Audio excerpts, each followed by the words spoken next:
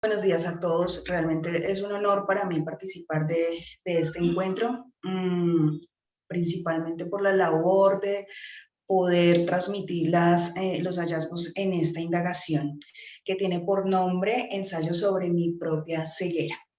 Esta indagación esboza las dinámicas internas que desarrollé para indagar, para buscar y encontrar cuáles son las prácticas y los discursos seleccionadores de los violonchelistas en el marco de la Academia Bogotana.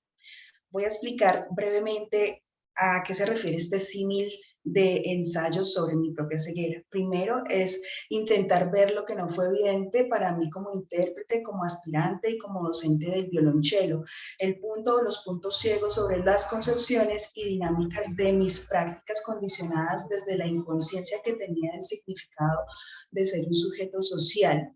No querer ver lo que el sistema educativo formador de violonchelistas mostraba al sustentar las razones por las cuales yo no podría ser una violonchelista legítima, que en todo caso no minaron mi pasión y mi amor por el instrumento. Sentir también por momentos que mi pasión fue desproporcionada para muchos, pero en muchos momentos logró sembrar la duda sobre la eficacia seleccionadora y formadora del sistema que intentó excluirme e invisibilizarme. También involucrarme de manera intuitiva con otros saberes, producciones de conocimiento y disciplinas artísticas para lograr ver otros caminos que resultaron en muchas ocasiones más efectivos que los legítimos para encontrar nuevas rutas de aprendizaje que me dejaran asumir los retos técnicos desde otro lugar, logrando superarlos sin entregarme la significación taxonómica que quería imponer el entorno. En esta propuesta, entonces, yo elaboro 6 ensayos en donde abordo pues las aristas principales que considero constituyen al sistema como el formador y deformador del sujeto. Les invito a ver la imagen que tengo entonces en la presentación. Este es el símil también general de mi indagación. Podemos ver no solamente la imagen de un violonchelo, sino un puente que representa el sujeto del sistema doblegado por las cuerdas, como se ve en la imagen a la izquierda, que representan todas las tensiones por las que pasa el sujeto a la hora de integrarse o querer ser violonchelista en el entorno académico. Entonces, elaboré un primer ensayo en donde hago un rastreo a la configuración de las dinámicas del sistema formador de chelistas como una institución encargada en el direccionamiento que replica las lógicas del orden social cuyo gran interés es mantener la hegemonía de las clases dominantes. En el ensayo número 3, el etos pedagógico o el traje del emperador es una mirada a la construcción del violonchelista desde la Academia Bogotana. Allí hago una reflexión sobre cómo el etos pedagógico de la Academia Formadora de Violonchelo está conectado con las instituciones, con las construcciones mentales y las maneras desde las cuales una sociedad postcolonial como la bogotana replica mecanismos colonizadores y de exclusión como los descritos desde la teoría del colonialismo interno. El ensayo número 4 es la competencia en el laberinto. Son las configuraciones, trato de indagar las configuraciones de los espacios y las prácticas y los filtros por los cuales o con los cuales tiene que hacer contacto el sujeto que pretenda ser violonchelista. Reflexiono sobre desde los discursos elaborados y manifiestos en los procesos de selección, además de las configuraciones de los espacios para promover la práctica del instrumento. En el ensayo número 5 hablo del poder y de la ambivalencia, es una mirada al deber emancipador de la pedagogía. Allí hago una reflexión sobre el lugar de esta en el marco de los procesos formadores de violonchelistas y su potencial poder de disrupción a nivel social desde los espacios de las prácticas formadoras de violonchelos. Y en el ensayo número 2, que lo dejo en este momento para ahondar un poco más profundamente, lo titulo Lo dicho, actos, intenciones y tacto. Aquí analizo el poder y peso de las expresiones lingüísticas que configuraron a los sujetos de la indagación, tratando de sustentar el talante sensible de los actos del habla y su participación en la pugna social para construir y delimitar identidades. Desde este ensayo, entonces, haré los aportes que considero más pertinentes a esta mesa de diálogo.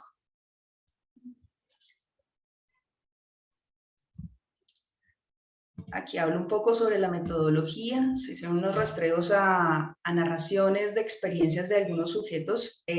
Éramos 3, pero en verdad fueron muchos más los que participaron, pero el análisis más profundo se realizó con 3 personas por medio de conversaciones y narraciones a modo de etnografía. También hago un rastreo de los discursos que aparecen en los mismos procesos de selección y de convocatoria de las instituciones que en el marco de la ciudad de Bogotá se perfilan para formar violonchelistas. En todo caso, lo que hago es seguir al coro que tomó forma desde las diversas voces que se unieron para delatar al sistema. ¿No eres consciente de la manera en que tú formas eso? Muy viva en estos días con un estudiante. Sí, para esa época no era como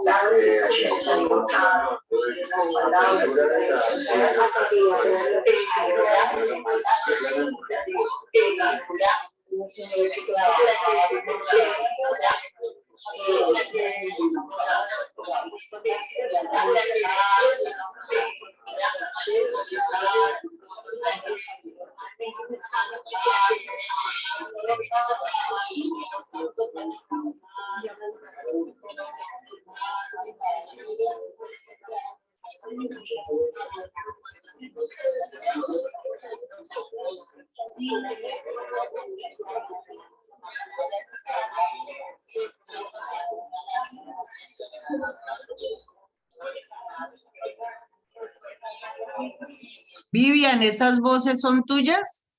Sí. Ok. Ahora paso a mostrar las indagaciones, las, digamos, conclusiones y las reflexiones que hice más profundamente en este ensayo.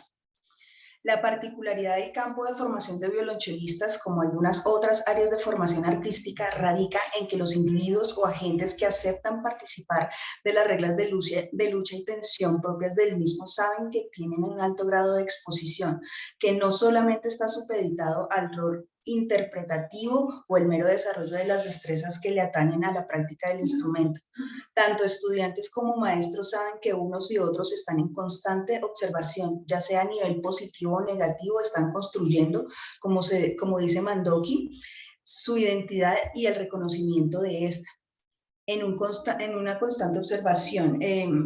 Ya sea a nivel, su identidad, en un constante despliegue de estrategias que implican reafirmar o construir o gestionar su percepción como individuos desde la mirada de los otros y la propia. No es que esto no ocurra en los otros campos, pero sí parece acentuarse por la constante exposición a la que están supeditados los practicantes de las artes expresivas, pues hay una idealización de la exposición interpretativa como eje principal de la práctica artística. Entonces, cuando empieza el enamoramiento del violonchelo como una posibilidad y estilo de vida, se firma una especie de contrato con el imaginario de llegar a ser. Y como se ha dicho antes, siguiendo el rastro de migajas proporcionado por el sistema, de a poco y erróneamente puede llegar a callarse la voz interna que permitió llegar a tomar la decisión de tocar violonchelo y que podría ayudar a guiar mejor el camino que el mismo sistema y sus guías avalados, dejando a merced de otras voces, entonces el propio proceso, recibiendo el oxígeno para recorrer el camino en gran proporción de manera artificial y según la voluntad de aquellos que lo proporcionan. Así, y de manera paradójica, en aras de seguir respirando, se olvidan los pulmones propios y tal dependencia termina modelando la confianza y la autopercepción según la oferta de los adiestradores. En tanto, se sigue tratando de correr por el trofeo imaginado, arriesgándose a aprender también a llegar solo hasta donde sea permitido. Es decir, que se puede nublar la capacidad de agencia, de la voz, del respeto por la singularidad, cambiando de paso el ánimo expresivo por el competitivo. Por lo tanto, se puede inferir que la gran estrategia del maestro es la de poner en tensión la agencia misma del estudiante, de su voluntad como individuo y el potencial gestor de su destino, es decir, se busca determinar la voluntad de este. Por lo tanto, hay una ligereza y propiedad en la gestualidad que está principalmente condicionado por el lugar que ocupa el emisor en el campo o matriz formadora de chelistas. Hablo de un maestro que está avalado para generar sus juicios de valor en favor de la empresa, de seleccionar a los aptos y rechazar a los que no lo son según lo considere. Esta autonomía se fortalece en el tiempo y la experiencia que logra acumular, sumando así más capital simbólico. Aquí estoy nombrando entonces al intersticio de un toque.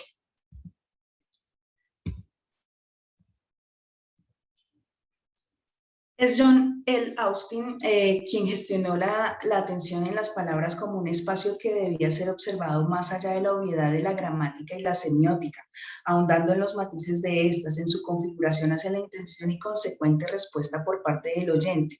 Desde un vértice mucho más concreto y profundo, Katia Mandoki manifiesta nuestra condición membranae como receptores susceptibles de recibir impresiones visualizadas a nivel de lo energético como efectos secundarios a expresiones, haciendo toda una labor por configurar de una manera de observar a detalle las construcciones de esas emisiones, enfatizando en el objeto de estas, se presentan y negocian identidades susceptibles de ser valoradas y avaladas durante los intercambios estéticos mediante recursos que nos ponen en relación con el otro, con lo otro y con el mundo de un modo abierto.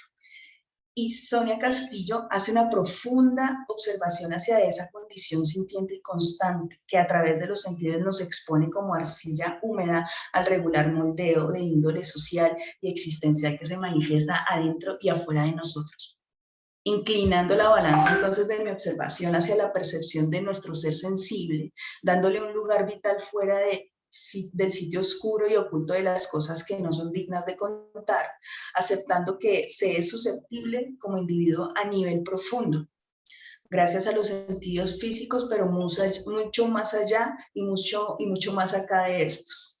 La fuerza de tales expresiones entonces permea al cuerpo y a la mente atravesándola, buscando condicionar la nueva dirección y la decisión del sujeto. Es la consecuencia de la aprehensión presupuestada, que no es necesaria o inmediatamente a la reacción perlocutiva que menciona Austin. Es un intersticio del que estoy hablando, una acción, un efecto de toque, de caricia o de golpe al que denomino tactilidad de la palabra.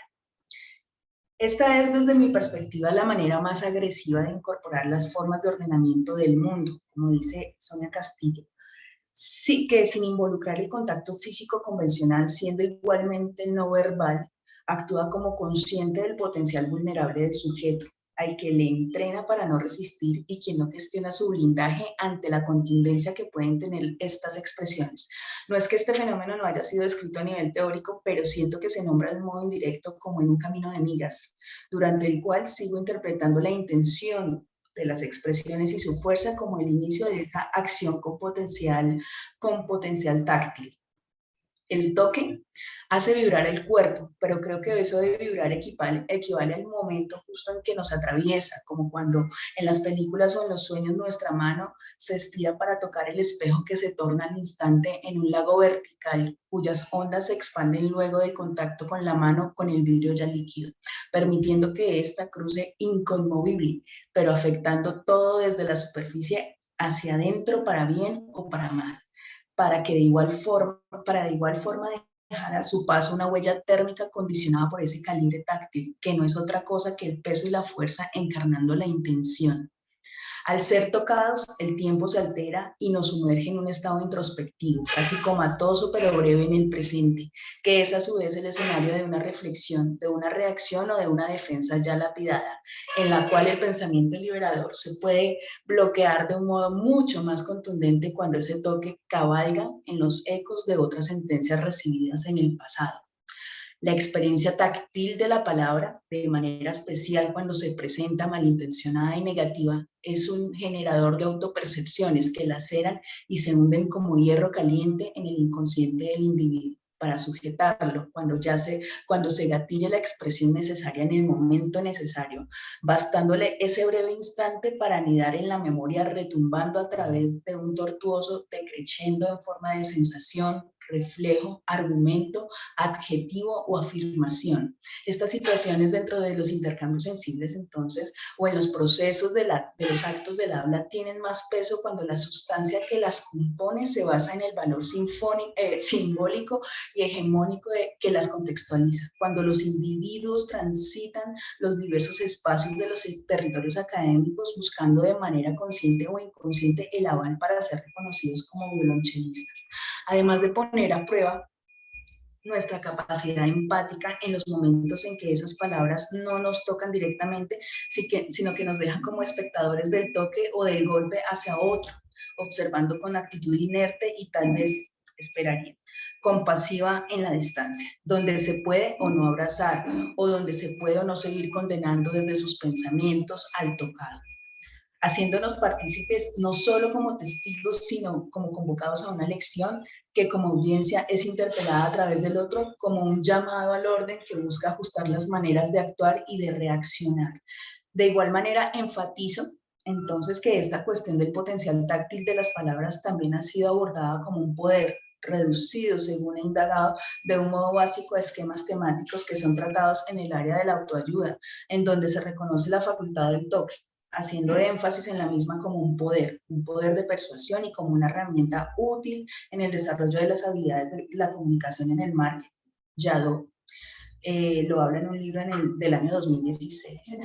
Esta es entonces una perspectiva que no parece hablar del interés por trascender y liberarse como individuos, sino de seguirlos moldeando en pro de intereses particulares como la obtención de más capital. Así, creo que comercializar esta perspectiva vicia de antemano el potencial conocimiento y el uso de este, que desde mi ánimo está dirigido a la capacidad de agenciar en favor de la voz del corazón y la pasión, que no busca sino ser escuchada y respetada por su singularidad, en tanto garantiza el respetuoso conocimiento de la singularidad de los otros. Tampoco quiero dejar en el aire la posibilidad que como individuos tenemos de subvertir las circunstancias, pero creo que el proceso sano para ser resilientes al respecto está en la visualización del fenómeno, de esta experiencia a la cual he tratado de nombrar durante este texto y que enmarca una pregunta tácita durante el recorrido. Lo dicho, ¿cómo me hace sentir? Muchas gracias.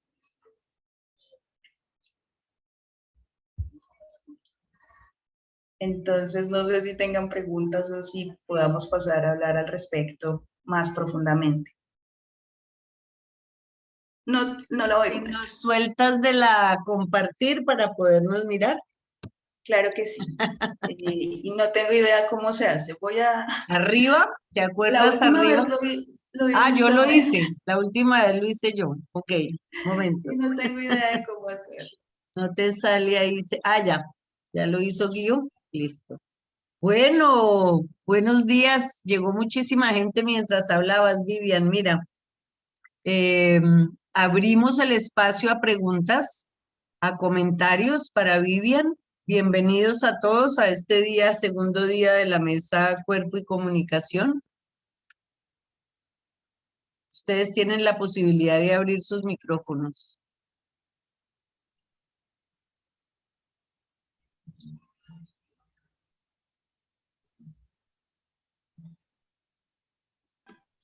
Vivian, buenos días de nuevo. Yo soy Judy García. Me place mucho conocerte. Yo también soy egresada de la SAP en dirección teatral y me alegra mucho escucharte como música, la sensibilidad que uno puede llegar a tener, no solamente de la lucidez que uno puede tener al tocar el instrumento, sino lo que sucede alrededor de hacerlo, ¿sí? De interpretar, porque a veces se siente a nivel escénico como que el músico está tan ensimismado en lo suyo que como que no, pareciera que no abriera ese espectro que tú estás abriendo con lo que propones.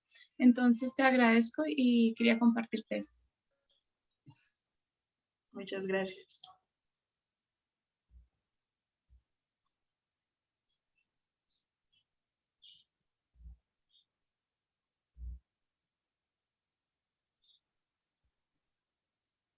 Bueno, yo veo que nombras en tu ponencia varias veces la categoría legítimo.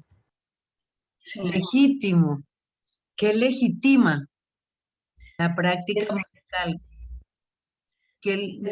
esa cuestión de la legitimidad es como el gran marco de toda la práctica que se intenta hacer de todo el intento de circular por el territorio académico como violonchelista, porque hay un imaginario que es occidental, por ser un instrumento occidental, porque la información principalmente llega de allá, en apariencia. Entonces, lo legítimo está precisamente en supuestamente perseguir los lineamientos mediante los cuales se supone que se lograría ser un verdadero chelista.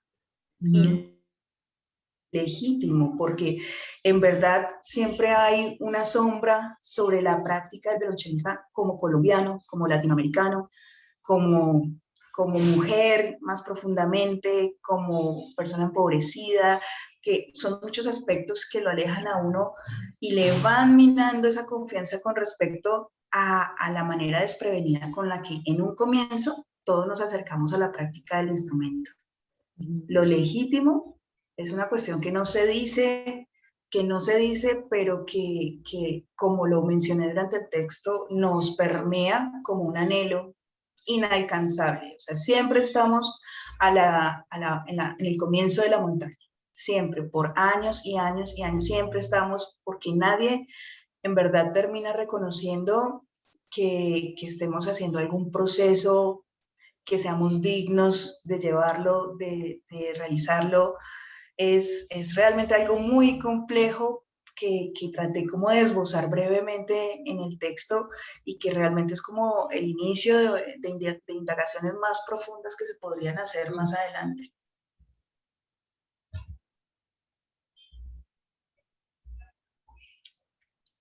¿Alguien quiere hacer un comentario? Ustedes saben que en la parte de abajo de la barra, en una carita que dice reacciones, reactions, ahí pueden levantar la mano o eh, dejar ver emociones, reacciones. A mí me interesaría saber también, yo noto en ti una cierta, bueno, Ángela Rodríguez está aplaudiendo, gracias.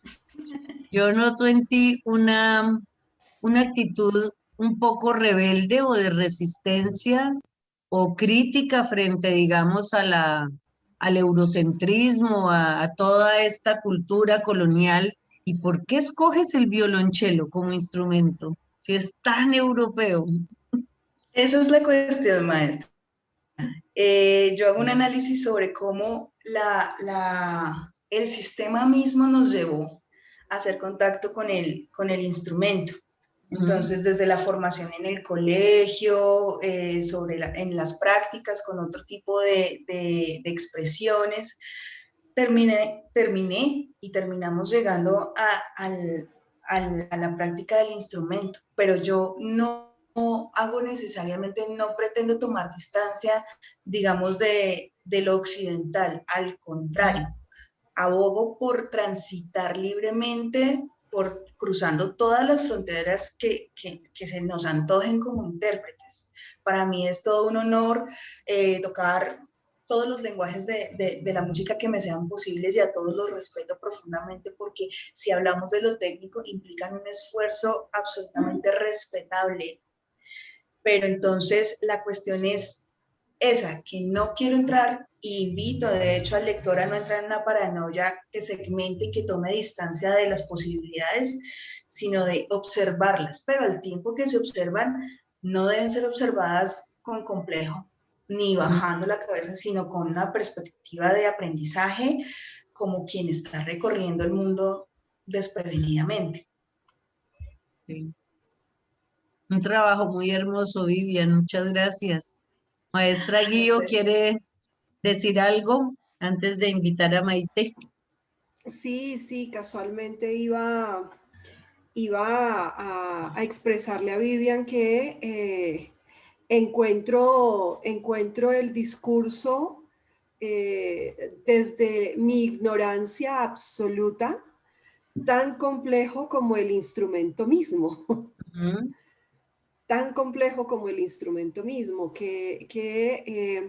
hago una lectura muy parecida a la que tú haces, Claudia. Yo hago una lectura también de resistencia un poco, de una manifestación explícita, de salirse de esos cánones clasificatorios y de esos cánones que de alguna manera nos han establecido como en ciertas posibilidades de acción, ¿cierto? Quienes sí pueden, quienes no, a quienes se les permite, a quienes no. Y bueno, traes un instrumento que pues es sumamente complejo. Mm, Yo tuve la sí, oportunidad de estar en un concierto de cámara donde el violonchelo era el protagonista y es bellísimo escucharlo, pero qué complejidad tan enorme, tan enorme. El reto en el aprendizaje, bueno, para mí tocar maracas ya es difícil, entonces se podrán imaginar lo que hacer sonar significa. un violonchelo es... No, esto es y es de una magia además. Sí, Entonces, termina convirtiéndose en una extensión del cuerpo que sí, transmite, que comunica, que invita, que convoca. Y ahí es donde siento que debería hacerse un énfasis enorme, porque ya está aquí, ya está entre nosotros. Ahora hay que apropiarlo. Y hay que apropiarlo quizás desde esa posibilidad de extensión misma del cuerpo. Entonces, pues Vivian, muchas gracias por permitirme entrar en un mundo complejo, inquietante, que no solamente está para divertir y entretener, sí. socialmente mal leído, sino que está casualmente para provocar, como esta sala. Sí, Sí, digamos que muchísimas gracias, maestra. En,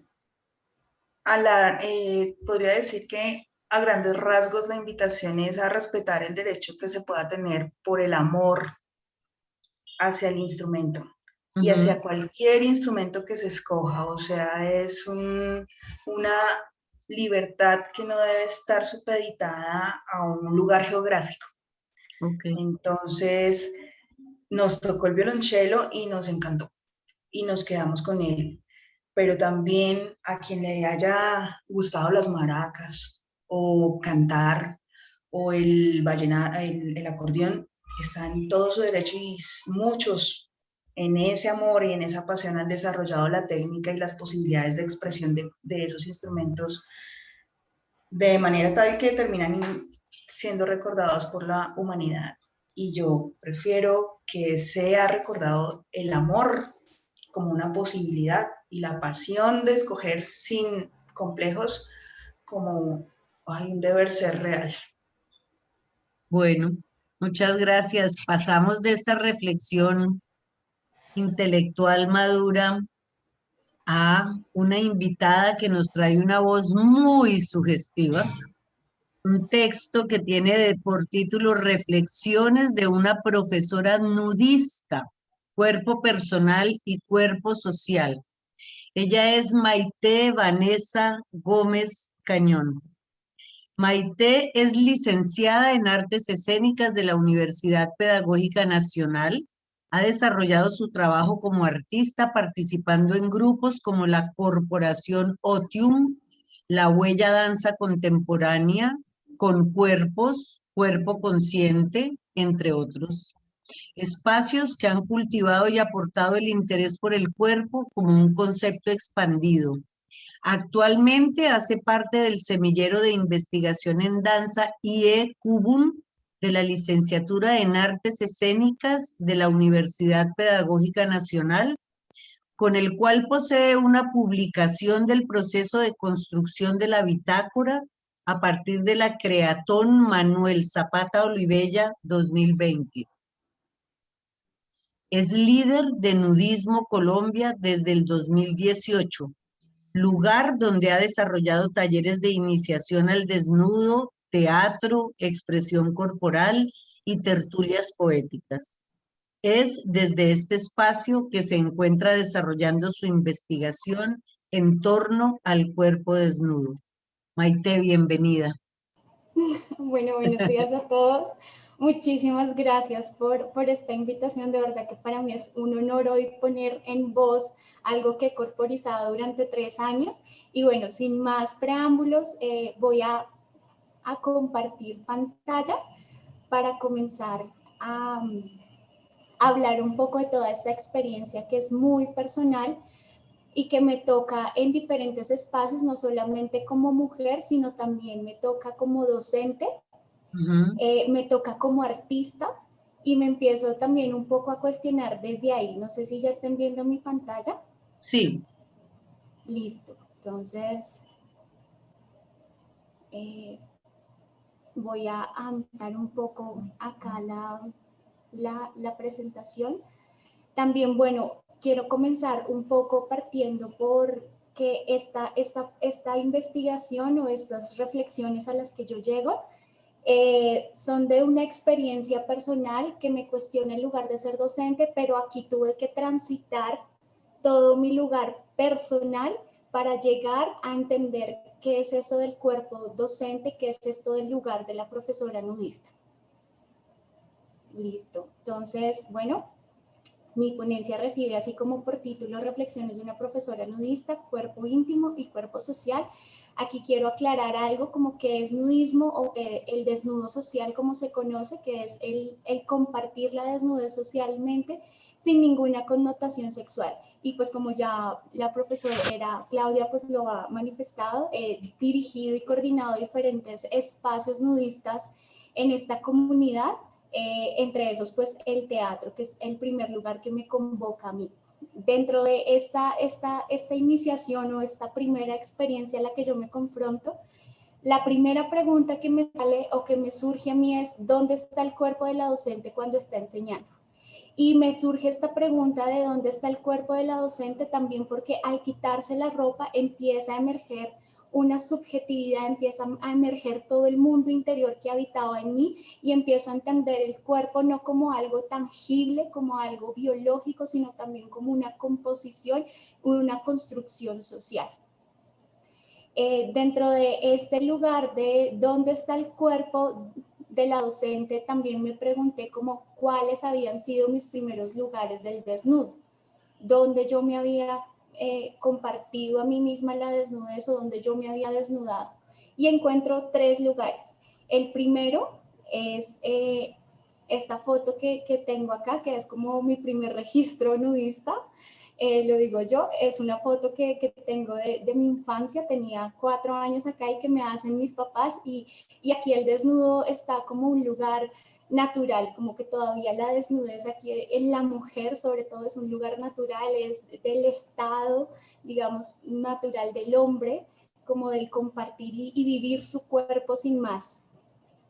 La segunda foto, aunque no está propiamente, digamos, de ese desnudo que hice, está en el ámbito artístico, está cuando yo hago un desnudo en medio de mi carrera con Romeo y Julieta. Y bueno, puse, digamos, esta foto porque esta era como la Maite del 2014 que hizo ese desnudo. Y la tercera foto, que es bastante sugestiva para mí, tiene que ver en relación a mi cuerpo desnudo en relación al otro. Cómo yo también empiezo a compartir mi desnudez en pro de, digamos, de provocar y también cómo yo entendía en ese momento mi cuerpo también como un objeto, digamos, cómo yo empecé a sexualizar también siendo mujer este cuerpo desnudo de mujer. Y me encuentro con las nude, como estas fotografías, estos autorretratos de tinte erótico que uno hace y que comparte, dentro de una intimidad y que terminan también construyendo como lo que más adelante voy a deconstruir, que es una identidad corporal y una autoestima. Este proceso de investigación o esta experiencia a mí me llevó también a seguirme cuestionando, como que a lo largo de este proceso son más las preguntas y las dudas que digamos los aciertos o desaciertos que encuentro. Y me pregunté por qué es lo realmente importante en una clase nudista, o sea, cuando tanto el estudiante como el docente están desnudos, qué es lo importante ahí, como también pensarnos en el saber, o sea, si lo técnico, el conocimiento tiene un valor muy importante o si de pronto pasamos esa importancia al saber ser. Entonces es importante tal vez que la profesora entienda el estado un poco de vulnerabilidad de todos al estar desnudos, de que también hay otros confrontándose a sí mismo, de cómo permitir que esa desnudez entre en el colectivo de manera mucho más tranquila. Esas fueron como las preguntas que surgen a partir como de qué es lo importante en la clase nudista. Y por otro lado, me cuestiono si la desnudez es un contenido corporizable en una clase nudista. ¿Y por qué lo digo? Porque me pregunté si simplemente por el hecho de estar desnudos todos dábamos por sentado qué es estar desnudo o entendíamos qué es estar desnudos. Y bueno, dentro de este proceso de investigación aparece la metodología mapa corporal, que es como con la que yo me anclo y empiezo a hacer este recuento desde el 2018, que ingreso a ser líder nudista hasta la actualidad, hasta el 2021, que todavía continúo liderando espacios nudistas acá en Bogotá especialmente. Entonces, el mapa corporal a mí me plantea 3 lugares súper importantes que los voy a ir explicando poquito a poquito, digamos. El primero es la línea de vida, que la línea de vida en mí no estaba desde la escritura, sino estaba desde un registro fotográfico que empiezo a hacer visible que tenía desde hace como 1 año y medio, tal vez, como que tenía un recuento de fotos de toda mi experiencia nudista, de ciertos eventos a los que había participado, también de fotos que yo me había tomado para aportar a la comunidad, en fin. Este registro fotográfico se convierte para mí como en una bitácora corporal que yo más adelante empiezo a retomar y a sacar como emociones, sensaciones que veía en mi cuerpo ahí en una imagen. Después está la escritura y no está la escritura desde lo biográfico, sino está la escritura un poco desde intentar conceptualizar, un poco intentar sentar esa experiencia que yo vivía y empiezo a escribir artículos, empiezo a escribir reflexiones escritas, empiezo como a compartir pensamientos en mis redes sociales acerca de todo este proceso tan personal que era el desnudo. Y finalmente está la oralidad, que es como esos procesos que yo asumo al ser líder, al encontrar un discurso propio nudista, siendo mujer que se quita la ropa y que quiere compartir, digamos, de alguna manera esas experiencias con otros. También este lugar de las entrevistas está puesta desde cómo a mí me ven o cómo me empiezan a reconocer.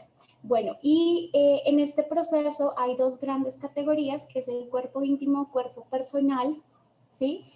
Y este cuerpo íntimo habla de lo más personal que habitaba en mí, que era como mis pensamientos, mis sensaciones, mis emociones, eso que yo no contaba a nadie, que ni siquiera mis mejores amigos sabían, y que por un lado me iba confrontando con esa experiencia y me iba deconstruyendo como esa Maite, esa idea de Maite, de lo físico también, de ese cuerpo que yo tenía. Dentro del cuerpo íntimo hay dos temas muy precisos que quiero tocar, que es la autoestima y la imagen corporal.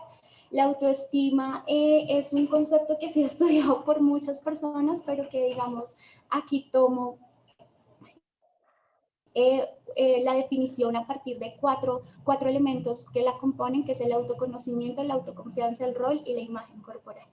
¿Y por qué es importante la autoestima en este lugar? Porque es uno de los primeros lugares que me llega a confrontar al compartir mi desnudez socialmente y era pensarme, o sea, cómo yo me veía, cómo yo me sentía, también como que no tenía ni idea como que era esto de ser líder nudista, si yo iba a ser capaz de liderar una clase a todos desnudos, o sea, cómo iba a transitar por esos lugares. Y en eso de la autoestima aparece también como qué es lo bello y qué es lo bonito para mí, qué era lo no bonito para mí dentro de mi cuerpo. Entonces, esta primera imagen que ustedes ven a la izquierda, yo la escojo para publicarla, para hacer mi primer afiche dentro de la comunidad nudista. Para invitar a que la gente participe y me gusta porque siento que es una foto que comunica, que es una foto que es expresiva, donde el rostro y el cuerpo también comunican algo, pero me gusta sobre todo, o me gustaba sobre todo, porque sentía que no se me veían los defectos físicos, porque sentía que no se me veían las estrías, que no se me veía el gordito, que no se me veía el brazo de tía, la flacidez, bueno, en fin, como que empiezo a a postear o a publicar fotos que de alguna otra manera a mí me hacen sentir bonita. Y por otro lado está la foto de al lado, que es una foto que aunque es tomada el mismo día, digamos que no me identificaba, como que empezaba a ver reflejos o a ver mis defectos físicos, como mi gordura, mis senos caídos, como bueno, en fin, varios elementos que me empiezan a cuestionar sobre dónde yo estaba poniendo mi autoestima, y me entendí que mi autoestima era falsa, como que siempre mi imagen venía mi reflejo de mí, de mi autoconocimiento, de esto, de lo que yo sabía de mí, era un poco desde el otro. Y aquí aparece algo súper importante, por eso lo saqué, que es la imagen corporal. La imagen corporal la quiero tratar acá como todas aquellas ideas, actitudes que tenemos nosotros sobre nuestro propio cuerpo, sobre nuestra percepción, tanto conceptual como emocional, y aparece este término que a mí me o que me empezó a definir mucho, que era la gordibuena. Como Maite tenía un cuerpo de gordibuena.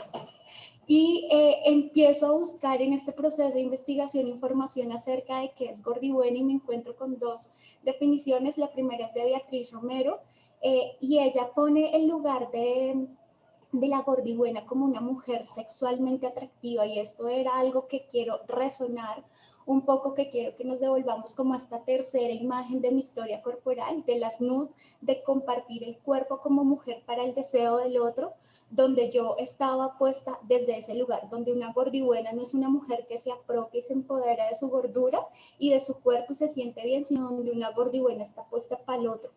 ¿Sí? Y que desde ahí, desde si es atractiva o no sexualmente, se le valora. Luego encuentro como otra definición de gordibuena, que es como aquella a la que se le perdona su gordura por cumplir ciertos cánones de belleza, y empieza a calar esto como en recordar muchas frases que a mí a lo largo de mis años me han dicho, como, ay, Maite, es que tú eres una gorda engañosa, es que tú eres una gorda proporcional, porque los cánones hablan también acerca como del rostro agradable, de la proporcionalidad, de la empatía, bueno, en fin. Y esto empieza como a calar en decir como sí, yo desde ahí me identificaba como gordibuena, pero sigo ahondando como en esta línea de que es una gordibuena, y me encuentro en un día con una frase que habla como la gordibuena no le tiene miedo a la palabra gorda. Y aquí, cuando yo entro a confrontarme con los otros cuerpos femeninos que asisten a los eventos nudistas, es cuando yo digo, no es del todo cierto. Y no es del todo cierto porque durante 3 años yo he sido la mujer que ha asistido a los eventos que yo he participado, claro, con más volumen, con más peso. He sido la mujer, digamos, más gorda que ha participado, y eso evidentemente hizo que yo me confrontara con los otros, hizo que yo me empezara a cuestionar sobre qué tipo de cuerpo es el que yo tenía idealizado, el que yo creía que era el cuerpo de mujer, si de pronto era lo curvo, esto del reloj de arena, de las nalgas y la cola bien parada, ¿no? Como esta imagen de la piscina es una imagen de un paseo nudista que a mí cuando yo la veo me confronta en eso, como que es el tipo de cuerpo de la mujer. Y por otro lado está esta foto, que es una foto de Alejandro Serna, es un artista visual que ha trabajado con las diferentes comunidades nudistas aquí en Colombia. Esta foto se hizo en Tabio en el 2019, y me confronté también con eso del defecto, de la celulitis, de la piel que se ve como medio no amorfa, como que no se ve forma, y me empiezo a encontrar ahí, en ese lugar, y empiezo a decir como no, mi imagen corporal está puesta en otro lado, y aunque se diga de la gordibuena esto, pues la gordibuena cuando se confronta a otros espacios y con otros cuerpos también puede sentir inseguridad. Paralelamente a esto que iba deconstruyendo, como que iba quitando un poco esas inseguridades, o que identificaba esas inseguridades dentro de mí, me iba construyendo mi cuerpo social. Y mi cuerpo social yo lo coloqué acá como ese cuerpo que se empieza a visibilizar a partir de ser líder y profesora nudista.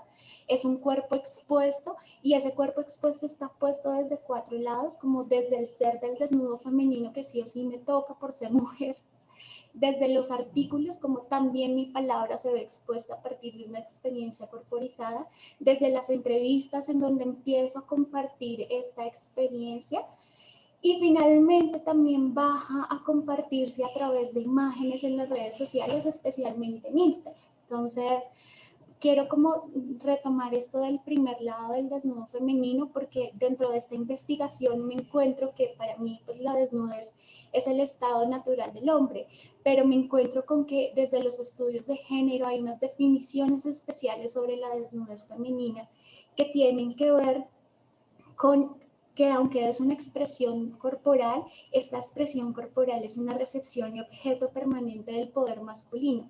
Y de cierta manera, esto era lo que yo sentía también al ser expuesta, como que a veces estas fotos, digamos, estas imágenes que ven acá, no llaman la atención tanto porque se viva el nudismo, sino porque aparece una mujer desnuda. Entonces aquí se sigue, digamos que perpetuando un poco ese lugar del poder, del patriarcado, en el cuerpo femenino, que es un lugar que me cuestiono mucho.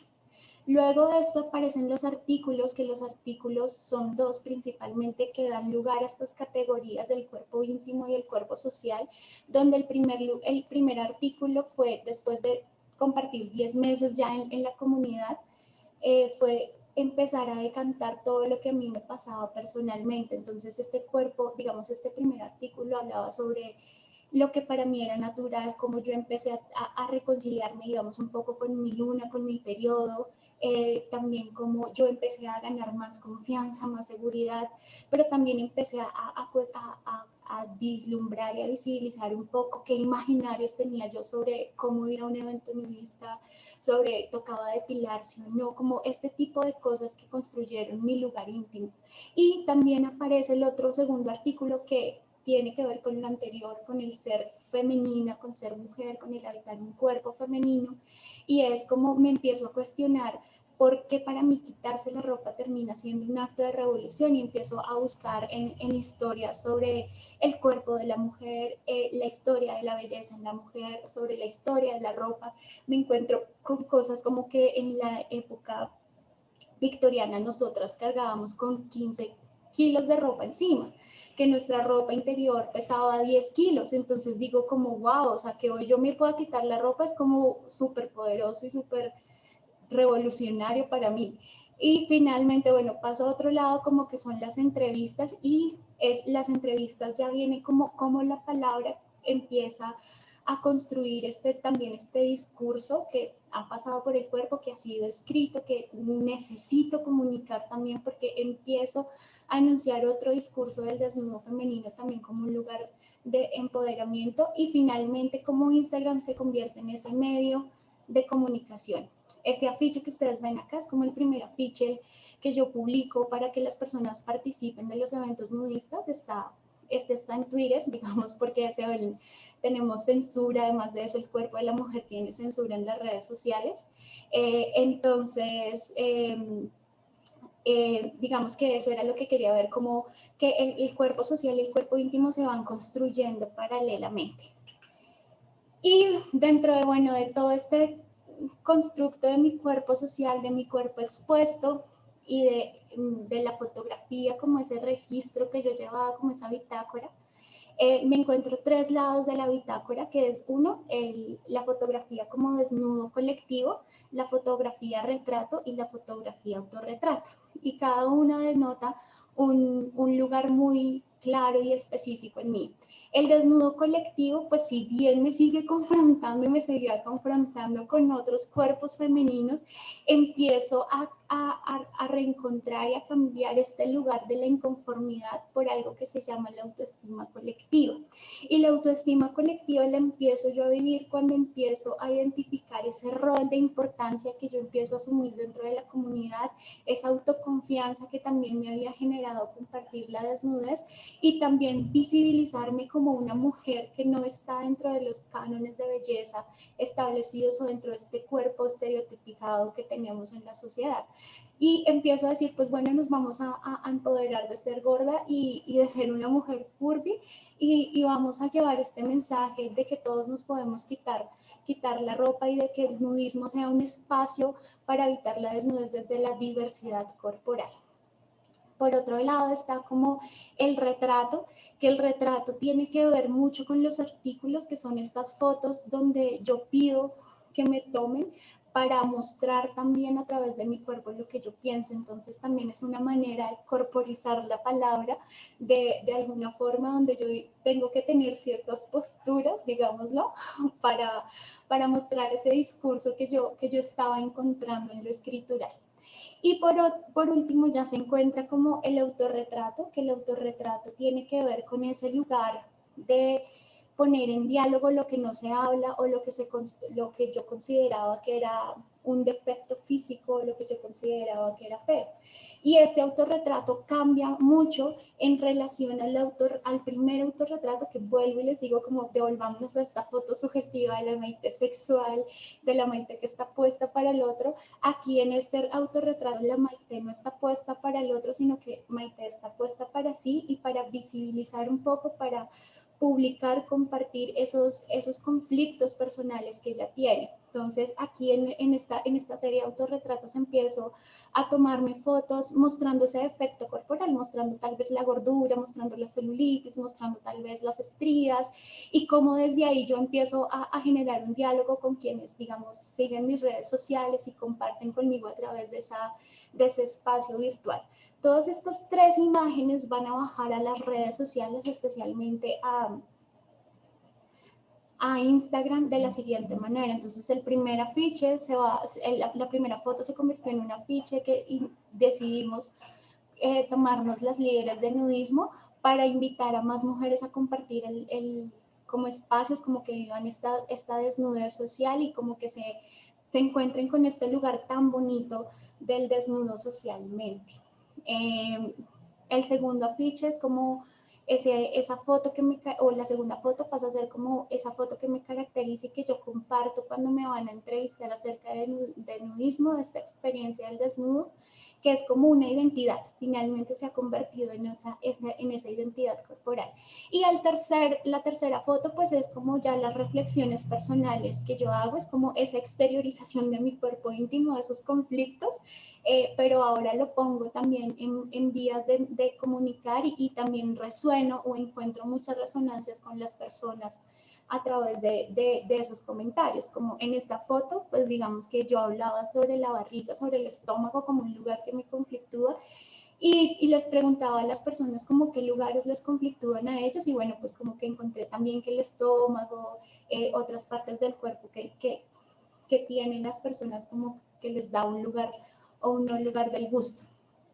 Y ya, pues digamos que para ir concluyendo, pues estas son como mis 4 macro conclusiones de este proceso. El primero es entender el cuerpo no como un cuerpo tangible, como un cuerpo biológico meramente, sino como un cuerpo expandido, un cuerpo subjetivo, que esa subjetividad empieza a emerger sí o sí cuando te empiezas a quitar la ropa, porque empiezas a entender y a identificar muchas cosas acerca de cómo tu cuerpo ha transitado en tu edad, en tu historia, pero también cómo la sociedad ha transitado a través de tu cuerpo. Y este necesariamente tiene que ser el cuerpo de la docente nudista. Esto es supremamente importante porque si yo no hubiera hecho este recorrido íntimo tan personal que hoy les estoy compartiendo, no hubiera encontrado esto, que yo para ser líder y ser docente nudista tuve que pasar por este proceso y reconocer como todo lo que estaba habitando en mí.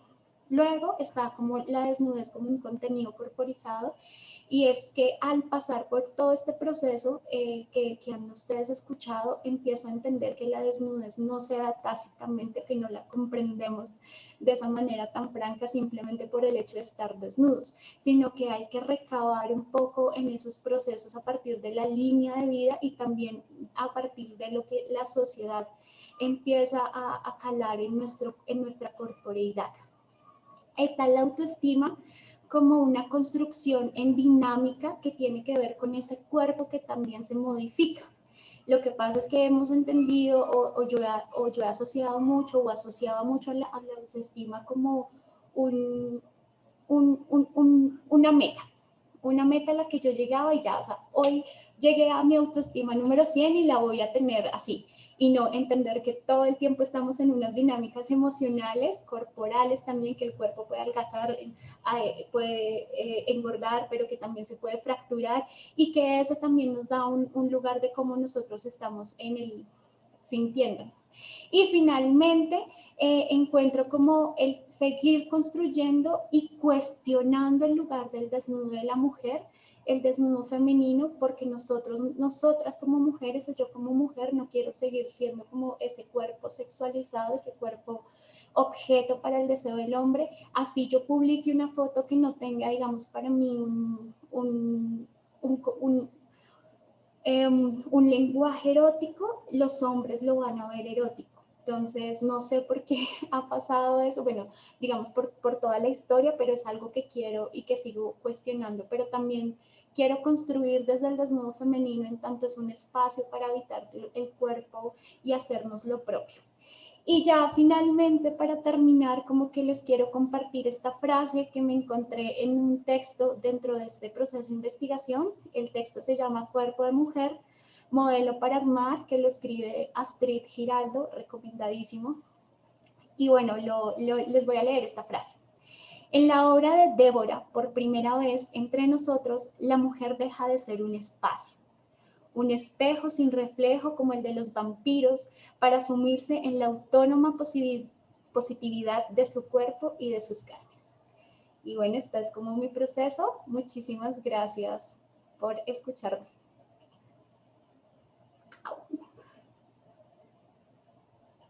Gracias, Maite. Gracias. Qué hermosa ponencia. Qué experiencia. ¿Te puedes poner de pie y dar una vuelta? Claro que sí. Bueno, no sé si me va completo, pero Ya. esta soy yo. Es que te ves la cara y el cuello y los hombros son de una mujer mucho más delgada aparentemente. No es que te esté viendo gorda, pero no la asociaba Tranquilo. con las imágenes. Bueno, muy bien. Bueno, también. Comentarios. Dime. No, digamos que en este proceso también algo que pasa es que yo bajo de peso. O sea, la Maite que comenzó en Nudismo Colombia pesaba 10 kilos más que la que está ahora. Y Ahora. eso, digamos que sí, definitivamente termina calando, ¿no? Pero sigo siendo igual trozudita. Gordibuena. Fantástica la categoría gordibuena. Bueno, abro el foro para que conversen con Maite. Nudismo Colombia, adelante. Muy buenos días. Primero que todo, un saludo con el corazón a la maestra Claudia Mayarino, quien me cambiara la vida cuando fui su alumno en la licenciatura de Educación Física en la Pedagógica. Siempre hago la referencia del cambio de vida que tuve gracias a haber sido su alumno. Entonces, primero un saludo y un agradecimiento de por vida. Namaste, maestro. Namaste. Quiero hacer un reconocimiento que nunca dejaré de hacer, que lo haré donde quiera que esté, a Maite como una líder, primero por su valentía de asumir un liderazgo de una expresión tan polémica y tan revolucionaria como es el nudismo. Un reconocimiento por su fuerza, por su valentía, por su interés, por su desmesurado gusto por el conocimiento y por la experiencia. Es una verdadera maestra ella. Ya puedo decir que es una maestra educadora, líder y representante de la mujer en la sociedad. Entonces quiero hacer un reconocimiento. Tal vez las personas que no conocen este ámbito del nudismo en Colombia y en el mundo, quiero que sepan que ella hoy día, por el proceso que está llevando como líder de Nudismo Colombia, hoy día Maite es una mujer líder referente, no solamente en el nudismo en Colombia, sino que es una referente en el nudismo en Latinoamérica y en el mundo entero. realmente de todas las comunidades nudistas del mundo entero han destacado su trabajo y su experiencia. Entonces quería más que nada hacer ese reconocimiento a ella. Y solamente un comentario mío y que simplemente es para todos, no solamente para la ponencia de Maite, es que no todos los hombres somos iguales, ni todos los hombres vemos a una mujer desnuda de la misma manera. Me parece importante no generalizar. Un abrazo. Muchas gracias, maestro, y además muy sabio lo que acaba de decir.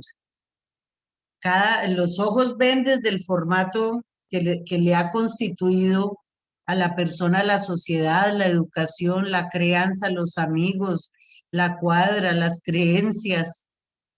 Sí, uno tiene ya unas formas de mirar establecidas y se necesita llegar a hacer un ejercicio crítico, profundo, de observación, ¿no?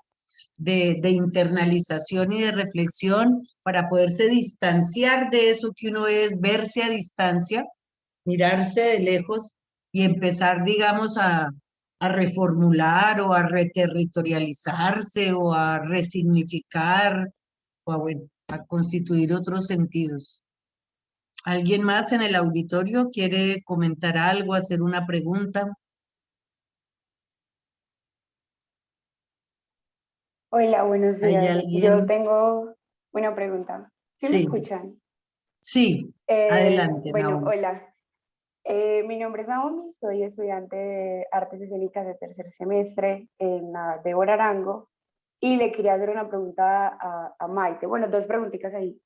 La primera es, digamos, de forma resumida, ¿cómo fue ese enfrentamiento para ti cuando viste la primera foto de tu cuerpo en ese estado natural? Porque digamos que uno en las redes sociales, uno siempre va a mostrar como su mejor ángulo, su mejor pose, su mejor cara maquillada. Entonces, digamos, ¿cómo fue esa experiencia para ti de ver esa primera foto en tu estado natural? Decir, eso soy yo. Y la otra cosa es que, pues la otra pregunta es que tú como maestra, digamos, en esos talleres que se hacen de forma colectiva, cuando son, ¿cómo es ese enfrentamiento entre los dos géneros? Porque digamos que yo de mujer a mujer, yo me siento más tranquila, me siento muy tranquila desnudarme al frente de otra mujer. Pero ya cuando es un hombre, sí siento como cierta, me cohíbo más. Entonces, digamos que tú como maestra a la hora de dar esos talleres, ¿qué has sentido o cómo has visto los comportamientos entre los participantes? Eso sí, estoy como muy interesada.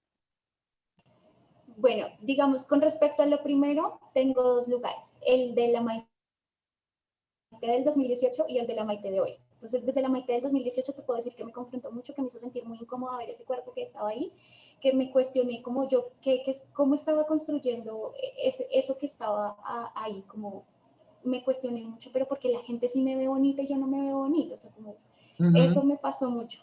Ahora digo como, pues es que ese era el cuerpo que yo tenía, como ya hoy lo entiendo de otros lados, de hecho, como haciendo como construyendo estas diapositivas y estas exposiciones, esas fotos de los desnudos colectivos que a mí me confrontaron mucho, yo ahorita las veo absolutamente bellas y digo, pues qué chévere también que se me vea la celulitis, qué chévere también que se me vea el gordito, porque es que no todos los cuerpos son iguales y también vale la pena, en serio, como mostrar eso que no se muestra. Eso con respecto a la primera. Con respecto a la segunda pregunta, en un evento nudista abierto, es decir, que no haya dirigido a parejas, que son los que generalmente se hacemos o yo coordino, el número de asistencia de las mujeres frente a los hombres es totalmente desigual. O sea, por 10 hombres pueden haber 2 mujeres. Es muy, digamos, muy desigual este número, como que siempre van a haber muchísimas menos mujeres. Y ahora entiendo por qué, claro, porque pues miren todo lo que pasaba por mi cabeza, todo lo que estaba habitando, entonces entiendo eso. No quiere decir, y esto es algo que yo he aprendido de nudismo y que lo agradezco mucho, no quiere decir que el cuerpo masculino no pase por estas preguntas. El cuerpo masculino también las tiene. El problema es que ellos a la hora de quitarse la ropa son como más lanzados, como me la quito y sí, mientras que uno como mujer es como, ay, no, no. Entonces sí, a partir como de ese lugar de ver que no habían mujeres o que no asisten mujeres, yo empiezo, bueno, a invitar a mis amigas, pero también a a crear espacios nudistas solo para mujeres. Entonces, Ujú. empiezo a crear un espacio de taller de iniciación al desnudo para chicas y después empiezo a crear uno que se llama taller de reconciliación corporal al desnudo para mujeres, que tiene que ver un poco con todo lo que yo acabé de poner, pero también con lugares artísticos que yo transitaba, como la corpografía, como la danza, movimiento, terapia, que las empiezo ya a mezclar con la desnudez. Maite, aquí hay un comentario, pregunta muy interesante de Judy García que dice: saludo y aplaudo la manifestación nudista que nos expones hoy. Desde mi trabajo con niños pienso en este tema como tabú. ¿Cómo explicar a mi hija que el nudismo es algo tan natural como lo presentas, sin que se pierda su cuerpo, sin que se pierda que su cuerpo es un territorio seguro? ¿Hay una edad para el nudismo? Bueno, digamos que explicarle a alguien que es tu hijo el desnudo también te implica que te confrontes a ti misma como estás viendo el desnudo, y valdría la pena como has compartido como circunstancias o momentos desnudas las dos, de pronto han hecho algo por fuera, es que sí, como han hecho algo, no sé, como cantar, dormir juntas, cocinar juntas al desnudo, porque esos son los lugares que nosotros estamos enunciando desde el nudismo, como Mm. separar la desnudez desde la sexualización, desde el cuerpo sexual. No quiere decir que esté mal esto, sino que son lugares que se han unido mucho y que nos cuesta desligar. El segundo es como sobre si hay una edad para el nudismo. No, o sea, quiero que pensemos que todo el tiempo nosotros vinimos a este mundo desnudos, o sea, nadie vino con ropa. Entonces el nudismo tiene que ser abierto para todo el mundo. Lo que pasa con el cuerpo del niño es que el cuerpo del niño se desexualiza y empieza, o sea, Sí. en algún momento como que entendemos que el niño toca su cuerpo en esta fase de exploración, tal vez en los primeros años, pero ya como después, como desde los 5, 6 hasta los 13 años, que llegan más o menos hasta la edad de la pubertad, que empiezan otras preguntas de la transformación corporal, que se vuelve a tener como esa cercanía del desnudo hacia los niños. Yo les voy a contar algo, bueno, como en este lado de ser líder nudista, estamos o creamos un espacio desde el Instagram de Nudismo Colombia y a veces desde el mío, donde entrevistamos a diferentes personas todos los domingos que tengan relación al desnudo. En uno de estos invité a una mujer que es especialista en sexualidad femenina, en maternidad, que es yogi, bueno, en fin.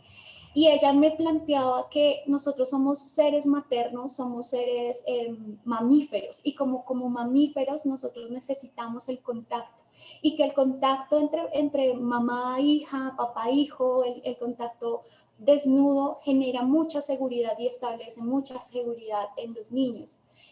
Paralelamente también he encontrado como otros artículos que hablan acerca de que cuando un niño comparte en un ámbito nudista, entiende, digamos, o hay menos posibilidades de que sucedan eventos de violencia sexual infantil.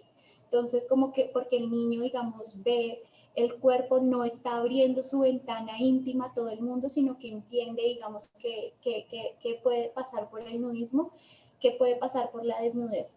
Y te cuento cosas como súper curiosas. Dentro de la comunidad nudista en Colombia tenemos comunidades familiares, Naturfamilia, y tenemos niños que han nacido, el más pequeño en este momento tiene como 4 meses, hasta adolescentes de los 17, 16 años. Entonces, también es como tú, como mujer, como madre, transitas o puedes llevar a hablar el nudismo o la desnudez, siempre quitándole, o sea, como compartiendo ese lugar de naturalidad del cuerpo.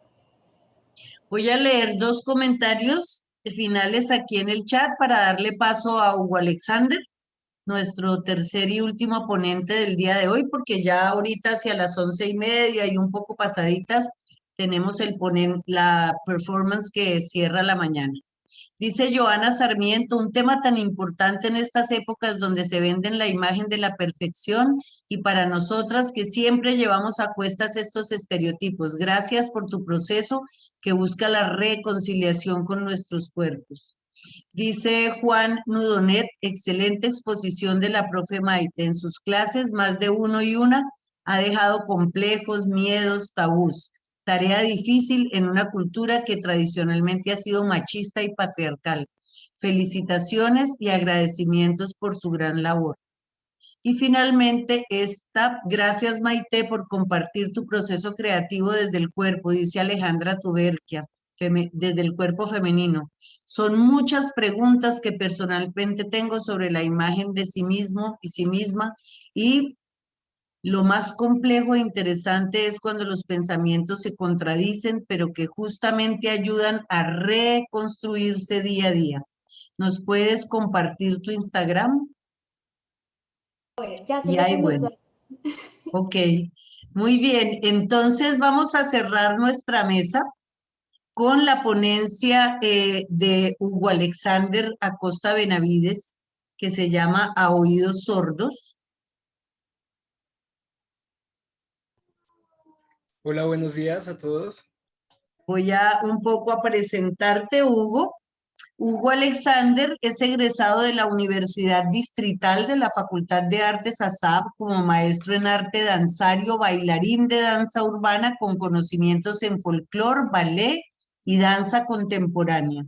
Ha trabajado desde el 2014 con población vulnerable, presentando la danza y el teatro, un enfoque comunicativo y de reconocimiento corporal para entenderse a sí mismo y a los demás. Bienvenido, Hugo. Adelante. Vale. Muchísimas gracias por la invitación, por este espacio. En primer lugar, quisiera agradecer a la Universidad Distrital, a la Universidad Iberoamericana y al Colegio La Sabiduría, que fueron partícipes y ayudaron a esta investigación como tal en mi tesis de grado, que fue precisamente Oídos Sordos. Bueno, esta tesis comenzó un día en donde yo tenía unos amigos sordos y ellos siempre me preguntaban, siempre me decían que querían bailar, que les enseñara.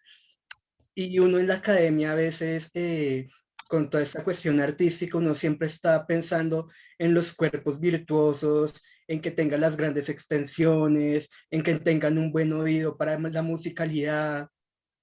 Y que me llegue una persona sorda que le enseña a bailar, uno queda como choqueado, como y ahora sin música, ¿cómo le hago? ¿Cómo le explico cómo moverse?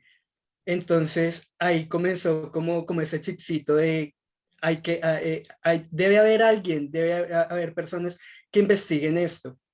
Entonces, les voy a compartir una frase que encontré que para mí fue como el salvavidas de todo lo que uno piensa en la academia con toda con esta cuestión de los cuerpos virtuosos, de la academización que uno tiene en cuanto a tiene que tener un cuerpo acorde a lo que uno va a hacer.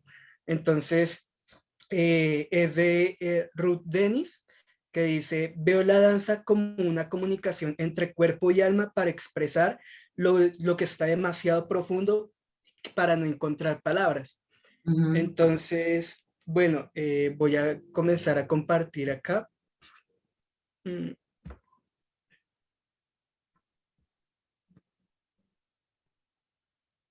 ¿Me dicen si ya están viendo la pantalla? Sí, Hugo. Listo. Entonces, bueno, la investigación comenzó precisamente con la tesis de grado, que la enfocamos desde un parámetro de investigación que se llama acción participativa. Nos referimos a esto en una cuestión de todos los ahí presentes, vamos a participar de las actividades que vamos a hacer, ¿listo? Aquí podemos ver que hay una cuestión de investigación macro, porque mi investigación de tesis implementaba una investigación de maestría que de un grupo de investigación que se está realizando en la Universidad Distrital. Y estas dos respuestas dan como una cuestión de investigación mucho más grande, que es una didáctica de danza. ¿Listo?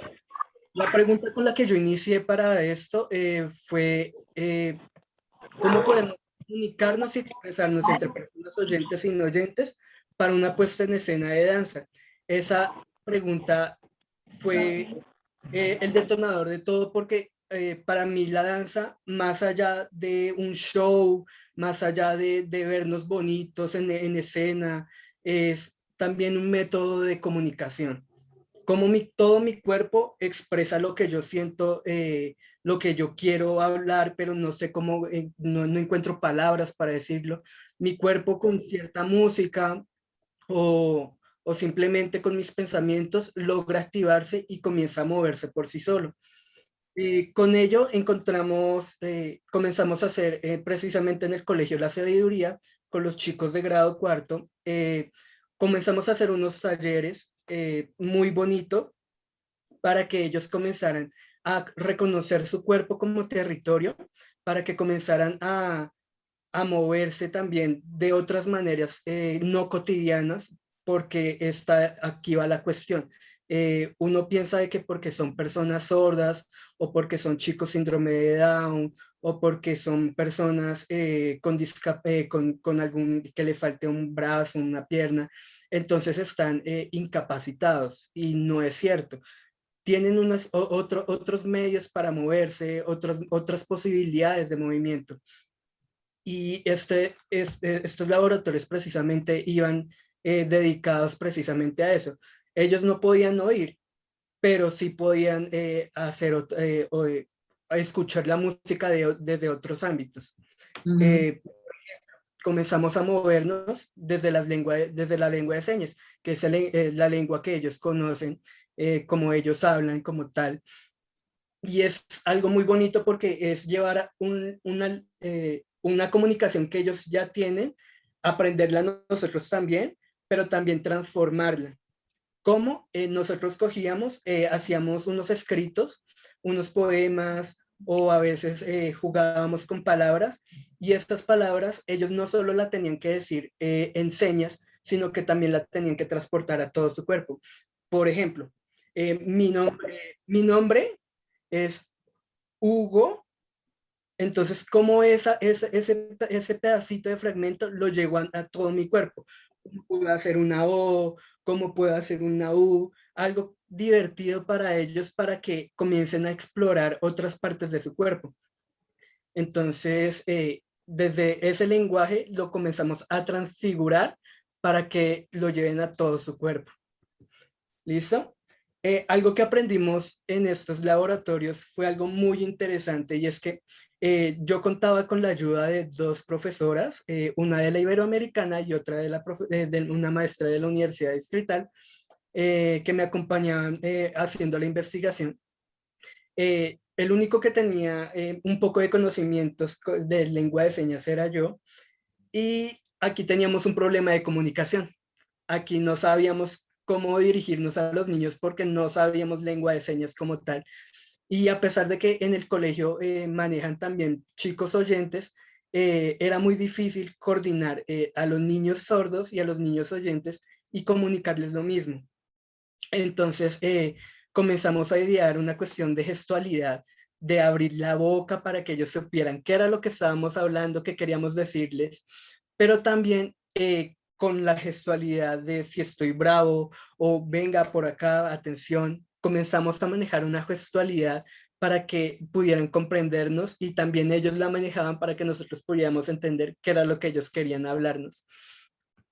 Esto también, comenzamos también a jugar con esta gestualidad, no solo facial, sino que también volvemos a la cuestión de lo gestual en la cara, llevarlo al cuerpo, con diferentes actividades, juegos, y también esto también nos ayudaba a que los chicos se nos desinhibieran de la pena, porque aquí va también la cuestión de choques entre dos mundos, ¿no? Como ya no podemos hablar y ellos no nos comprenderían hablando, como aquí no hay una cuestión de empatía, no empatía, sino como de coordinación comunicacional.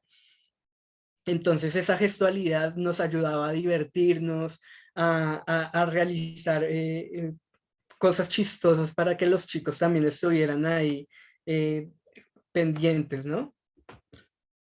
Aquí vamos con un taller de vibración que hicimos, que fue el espectro más bonito que hemos tenido, por lo menos yo como bailarín. Lo que hicimos aquí en este taller fue algo que poner un bafle grande, comenzar con instrumentos, digamos, poníamos de música de tambores o de trompetas o de piano, y con la bomba los chicos ponían su mano y las vibraciones que entraban por el globo, ellos las sentían. Entonces, ¿qué era lo que nosotros siempre les decíamos como, bueno, ¿qué siente? ¿Qué instrumento crees que es? Entonces, depende de las vibraciones, ellos ya sabían qué instrumento era. Y nosotros les decíamos, bueno, entonces ya saben qué instrumento es, pongamos música. Entonces poníamos rock. Cuando poníamos rock, decíamos, bueno, ¿cómo lo sientes?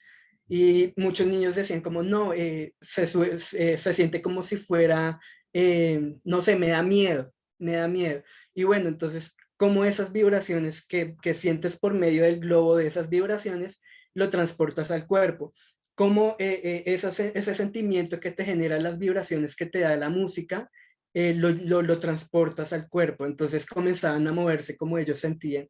Era una cosa muy bonita de ver. Aquí también comenzamos a jugar precisamente con la cuestión del globo, que fue como nuestro instrumento de intermediario entre las vibraciones. Y comenzamos también, como las personas sordas siempre están en esta parte nomás, por así decirlo, por sus señas, porque es localizar la gestualidad, la espacialidad entre ellos y las manos, que siempre, entonces solo utilizan desde el pecho hasta la coronilla. Entonces, ese es su espacio de moverse. Entonces, como con ese globo, también comienzan a utilizar las piernas de otro modo. El ombligo, el pecho, la espalda, la cabeza, que no solo sean sus manos, sino también otra parte de sus cuerpos, y comiencen a reconocer como, puedo mover esto de diferente modo, no estar acostumbrado solo a la cuestión de señas. Entonces aquí comenzamos a buscar otros métodos también para que ellos pudieran moverse. Con ello también hicimos una puesta en escena de danza, y ellos entonces comenzaron a realizarlo solos, nunca tuvimos un guión. Comenzaron ellos a decir como, bueno, yo tengo un conocimiento de danza por un juego que se llama Fortnite, en donde los personajes cuando los iban eligiendo iban moviéndose, tenían como un paso de baile. Entonces ellos referenciaban el baile como en ese jueguito. Entonces, como eso que ellos veían en televisión, esos movimientos, lo adaptamos a una obra de danza, y con ello también precisamente comenzaron a interactuar entre ellos. Es algo raro en los niños, pues la cuestión de bailar, ¿no? Reconocer su cuerpo y el de los demás a veces también es un poco difícil, en el sentido de no lo toco, él allá y yo acá, o me da pena moverme de tal manera porque voy a hacer el ridículo. Precisamente con estos juegos, nosotros logramos con los chicos a precisamente perder esa pena, como si yo me muevo divertido, si me muevo chistoso, si me van a burlar, eso ya pasó a un segundo plano, y todos comenzamos a hacer esos mismos movimientos para perder la pena, para que se comiencen a divertir, y en esa misma cuestión de diversión lo llevamos a una escena, para que todos miren que la danza no es solo algo virtuoso, algo bonito, sino que también es de sentir, de tener corporalmente, y que se disfruta, no solo para ver, sino haciéndolo. Entonces, bueno, en eso se basó Oídos Sordos, en estas metodologías que vamos integrándole a los niños, para que ellos vean que la danza no es algo que está muy allá y que solo es para gente que oye, sino que toda persona que puede moverse puede hacer danza, que todo lo que tú tienes adentro lo puedes expresar mediante movimientos. Y como lo decía, la cuestión comunicativa es que la danza, aparte de ser esto que siempre nos han enseñado en los shows, en el teatro, saber que la danza también es un medio de comunicación para todos nosotros. Nosotros siempre le decíamos a los niños, bueno, si te sientes triste, ¿por qué no lo expresas bailando? Entonces comenzaban a hacer movimientos súper fuertes, como no, es que estoy bravo porque en la materia que tenía antes me saqué un 0 o me regañaron. Entonces, cómo eso influye en tu cuerpo y cómo comienzas a expresarlo bailando. Entonces, ahí va la parte comunicativa y corporal del trabajo de grado. En verdad fue una experiencia inolvidable y eso era lo que quería compartirles a ustedes el día de hoy. Muchas gracias, Alexander. Qué trabajo tan hermoso. Hailey Díaz está levantando la mano. Adelante, Hailey. Ay, no sé cómo dejar de compartir. Yo lo hago, no te preocupes. Hola, ¿me escuchan? Sí. Ah, listo. Hugo, me encantó toda tu presentación porque me sentí muy identificada, ya que tengo una tía sordomuda. Sí. Y ella siempre en todos los diciembres fue la que me enseñó a bailar. Entonces yo siempre me hacía la pregunta, en mi inocencia, yo decía, ¿será que ella está fingiendo? Entonces, mientras iba creciendo, ella me decía que cuando estaba con la música muy alta, ella sentía las vibraciones. Entonces que ella ya seguía por esas vibraciones y lo mismo, y ella es pues... Ella cuando ella pone música y se pega la alba solamente para escucharla, como para sentir la vibración, y a ella le gusta eso, y pues yo muchas veces decía pues que qué boba no escuchar, para poner cosas para no escucharlas. Ella decía que no, que sentía muy lindo porque sentía en el pecho como toda la melodía y todo eso, así no supiera qué instrumentos era o qué estaban hablando, le gustaba y ya, y yo era como wow. Entonces sí, me gustó mucho todo. Sí. No, pues qué bonito que te interesaras en eso, porque muchas veces la gente ni siquiera se pregunta, solo hace como referencias, ay, la gente sorda cómo baila o cosas así. Entonces... Sí. No, y es algo súper chistoso porque, digamos, yo tuve una experiencia cuando fui a Medellín. Entramos a un baile, a un bar con unos compañeros de baile, a un bar de salsa. Y me sorprendió demasiado porque estaban las personas súper expertas por allá bailando así sus pasos, sus piruetas y eso, pero también estaban los gringos por un lado que como que yo sigo la música como la entiende mi cuerpo y como lo que yo sé, ¿no? Y estaban las personas viejitas con sus pasos así como a la enchapada a la antigua, y yo decía, wow, esto en un mismo lugar esto es danza. Ninguno está mal, todo el mundo está siguiendo la música como la siente en su cuerpo. Y esto pasa también con las personas sordas. Así como siento la dirección, así lo pongo en mi cuerpo.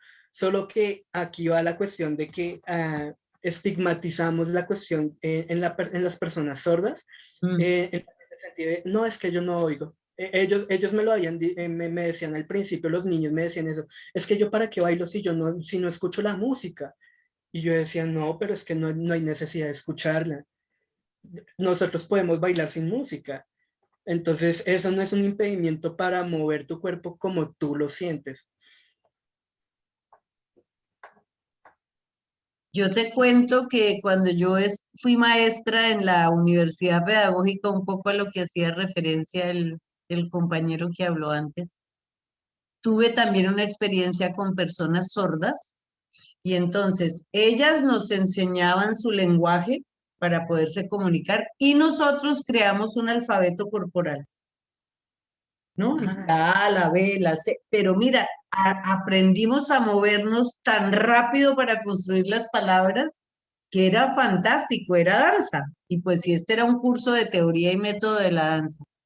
Y entonces ellos también aprendieron el alfabeto y se comunicaban con nosotros. Fue muy bello, te lo doy como recurso, porque es muy lindo, ¿no? La A, la B con la pierna, como un pase, la C, así, bueno, uno lo va creando entre todos y la comunicación haciendo palabras con el alfabeto corporal es muy bella. Sí, es muy cierto.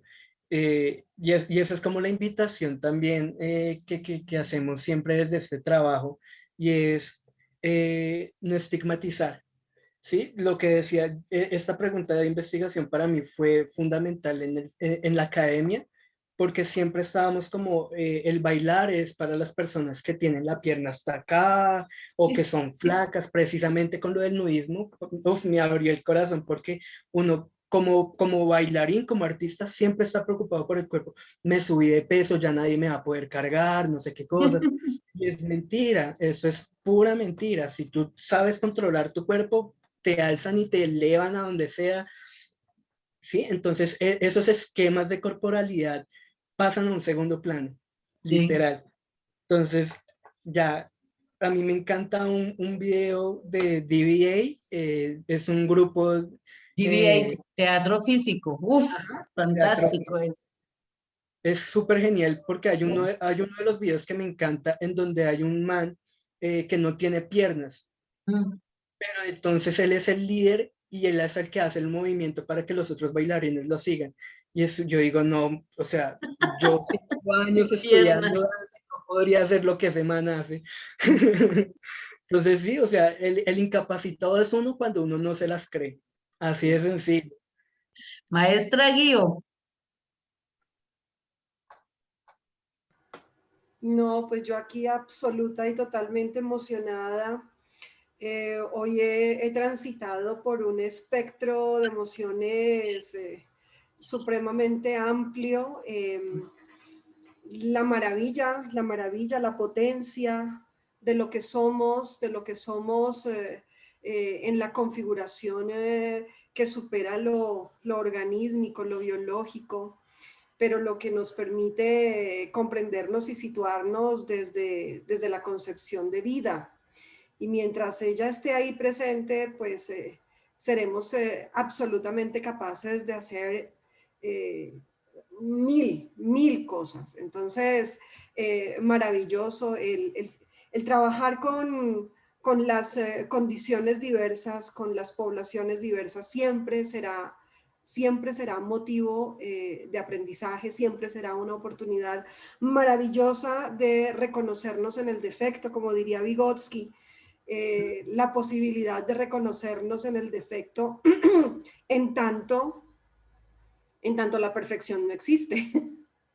Ese producto terminado no existe. Entonces, pues nada, yo absolutamente emocionada, agradecida con que desde los diferentes frentes pueda ser visto el ser humano en su vulnerabilidad, en su fragilidad, en su imperfección, en su debilidad, porque eso somos, ¿no? Entonces, el entender la complejidad de un instrumento como el violonchelo, el entender la posibilidad del desnudo como la única piel y el único traje con el que estamos dispuestos, el entender la danza como una oportunidad incluyente, maravillosamente dispuesta al servicio de la vida, pues esto es una partitura maravillosa que configura una melodía de reconocimiento a la vida, de reconocimiento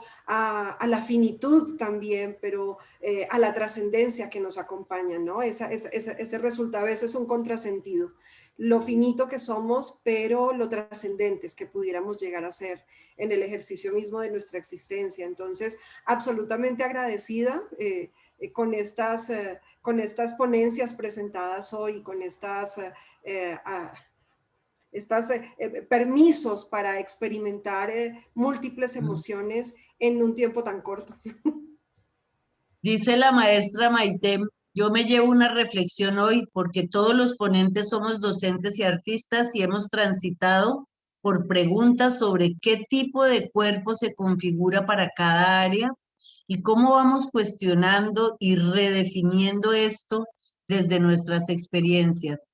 Ha sido una mañana hermosísima, sugestiva, invitante, que le abre a uno perspectivas, enormemente rica en posibilidades, polifónica.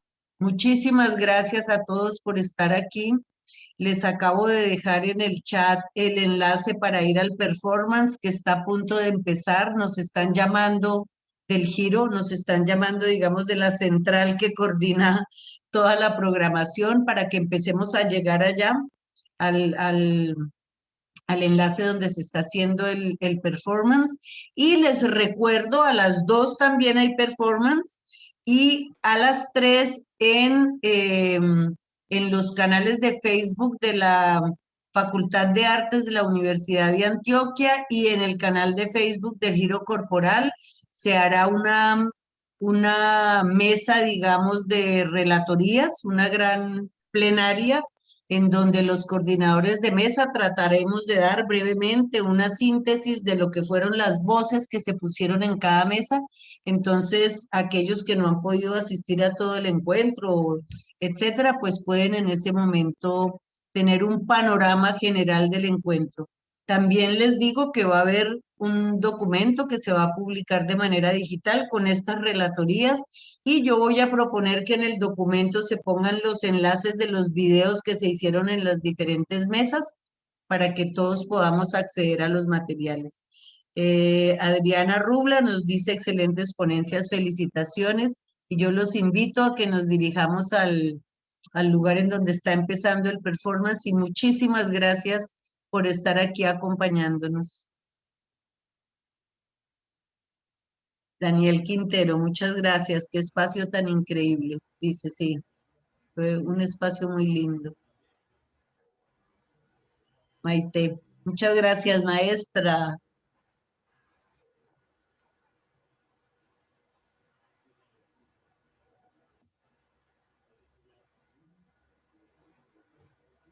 Bueno, aquí recogí algunas ideas bonitas de ellos para incorporar a la relatoría para esta Muy tarde. bonito, muy bonito el ejercicio de hoy. Muy sensible. Sí, muy sensible. sensible. Muy bonito. Muy bonito. Hay que preguntar, porque para las performances, claro que uno va por el Facebook y aquí en este es como nos están mandando más bien a YouTube, pero hay que preguntar el enlace de la plenaria. ¿Pregunto? Sí. Los enlaces, no sé si, porque el enlace de la plenaria tendríamos que ir nosotros ahí ya empezó el performance. Tendríamos que ir Sí. nosotros a la sala de Zoom y ellos transmiten por streaming. Bueno, me voy yendo al performance. Pero entonces el de Zoom es el mismo con el que entramos a la apertura. Debería ser, sí. Sin embargo, yo ahorita vuelvo a preguntar. Ah, bueno. Listo. Voy a preguntar en este momento, les voy a preguntar que si el enlace a Zoom con el que se ingresó a la apertura será el mismo que se utilice para sí. la plenaria de cierre. Sí. Ok. Y me cuentas, Listo, me voy yendo. Un abracito y nos vemos ¿tú llegas más tardecito a la plenaria, me dices, o llegas antes y te vas? No, llegas más tardecito. Termino consulta a las 3, entonces lo que me demore en cerrar una sala y pasarme a la otra. Claro, no hay problema. Entonces ahora me cuentas si te enteraste de si es el mismo enlace. Listo. Un abracito, hermosa. Chao. Gracias. Chao. Hasta luego, profe. Hasta luego, Sarita, Sara. gracias. Sara, muchísimas gracias por el acompañamiento. Que esté muy bien. Bueno, que estés bien. Bueno, que estés muy bien, Sarita. Muchas gracias. Muchas gracias. Igualmente a ustedes. Chao. Chao.